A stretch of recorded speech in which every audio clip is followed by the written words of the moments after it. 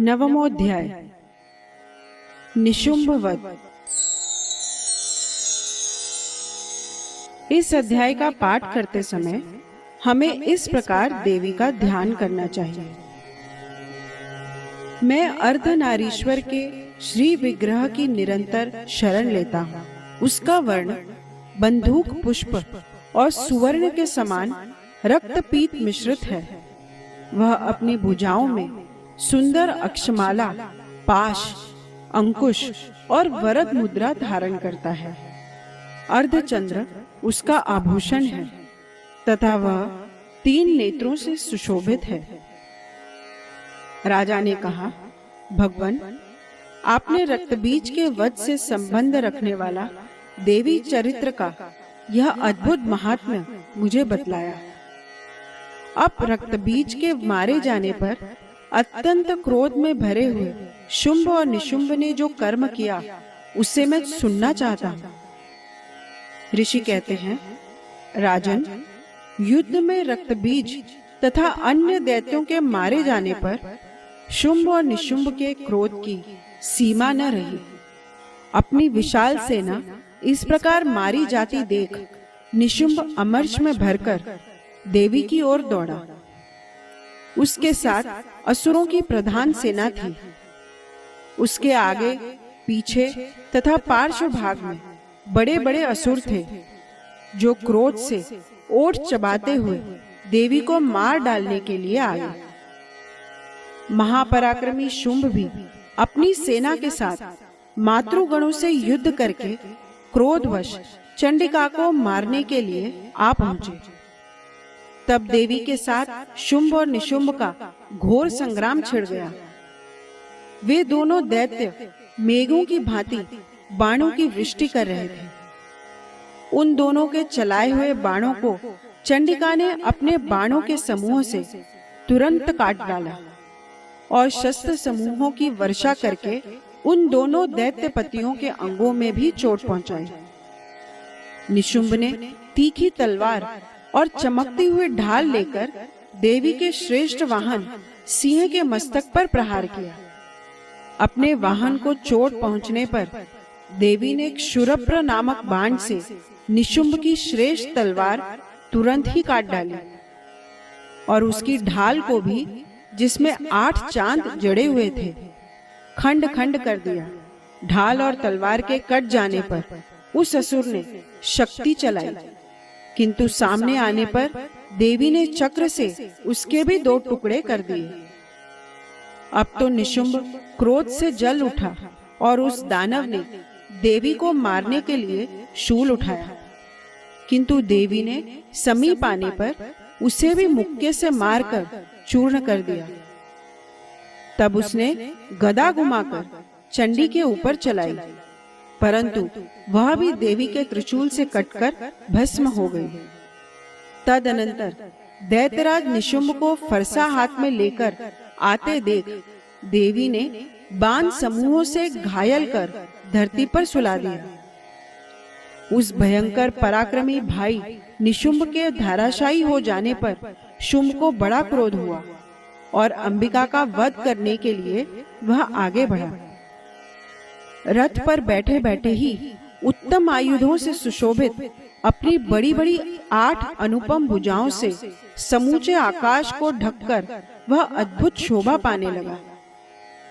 उसे आते देख देवी ने शंख बजाया और धनुष की प्रत्यंचा का भी अत्यंत दुस्सह शब्द किया। साथ ही अपने घंटे के शब्द से जो समस्त दैत्य सैनिकों का तेज नष्ट करने वाला था, संपूर्ण दिशाओं को व्याप्त कर दिया।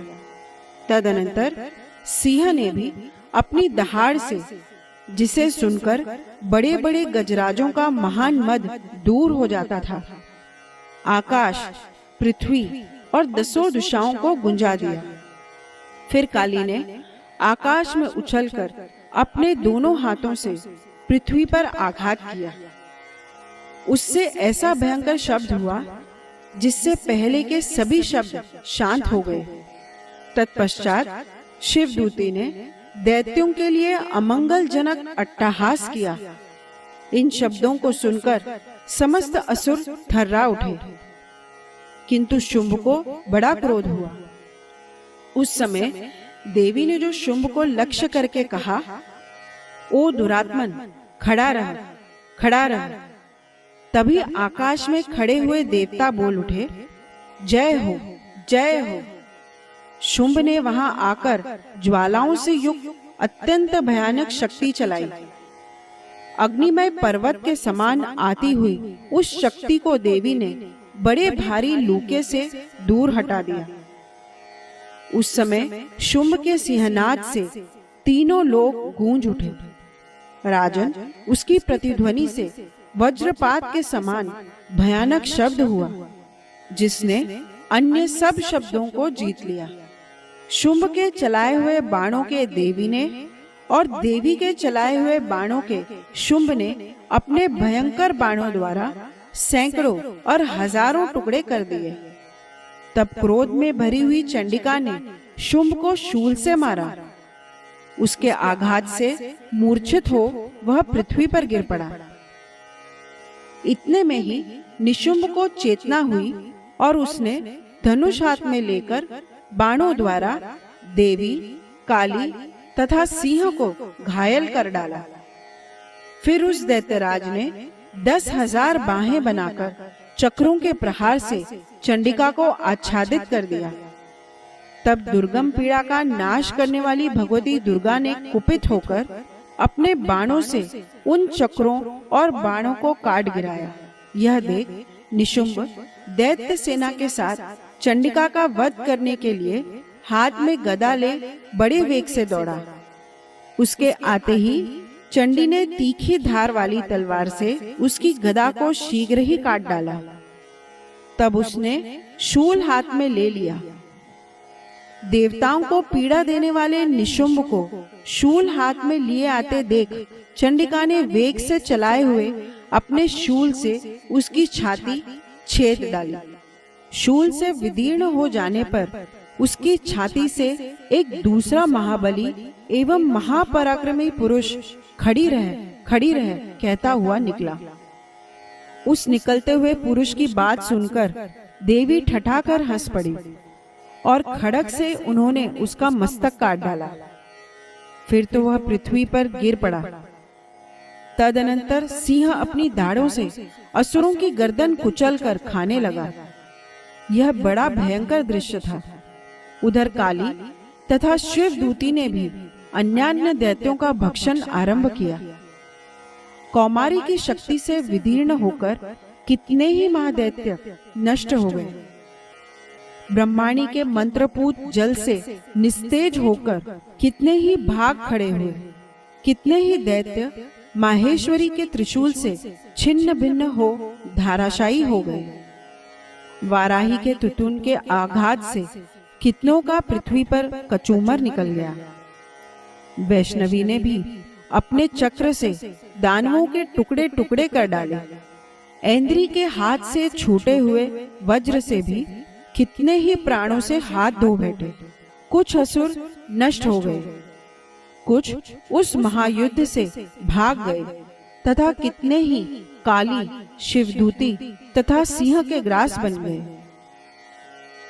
इस प्रकार श्री मार्कंडेय पुराण में सावर्णिक मनवंतर की कथा के अंतर्गत देवी महात्म्य में निशुंभ वध नामक 9वां अध्याय पूरा हुआ।